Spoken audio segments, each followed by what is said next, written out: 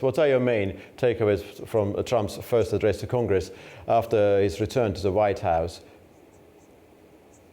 I would think that there are four things which are very, very important. Some of them have to do with the way in which President Trump has delivered his speech. So this is the longest, and you're very right to say it, the longest speech in a long US presidential history of speeches. Those speeches included presidents discussing the Civil War in the United States. Those speeches included presidents discussing the First and the Second World War, the Vietnam War, the Korean War. Those speeches included the George W. Bush speech about the terrorist attacks on New York. So in all that, not all that in mind, having such a long speech without such a situation is rather exceptional. It shows to me that the United States is probably at the moment very well described by Alexis de Tocqueville in his brilliant book about democracy in America.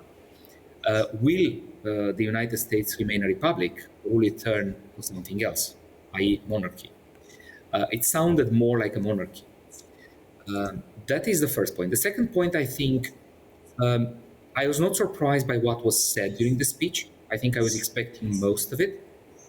There are, as usual, many elements which are, to be very frank, either not true or not entirely true. And then what I was a bit surprised of is basically the fact that the president has not secured a full cooperation of his own majority.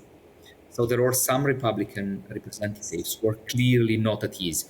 And if you look at the images of the room while he was delivering the speech, not just Democrats were at unease with that. Some Republicans were as well. You mentioned one Democrat which had to be evacuated from the room, which is rather unusual for a US president's speech. Generally, congressmen do behave. In that case, I do not know to what extent it was a case of non-behavior or a case of simply not agreeing with what was told, the tone of it, and the quality, should I say. So it was quite a combination of things. I see. The last thing, which was, I think, very interesting for the European Union in particular, is that President Trump repeated, I don't know how many times, but clearly he repeated it again, that the United States is going to get Greenland one way or another, quote unquote, which is a very interesting way to put it.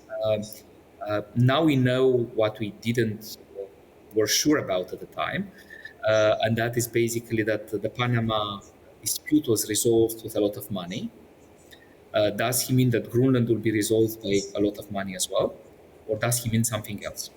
And that is a very interesting question. Why? Because Greenland is part of Denmark, and Denmark is also the forthcoming presidency of the European Union as of 1st of July of this year.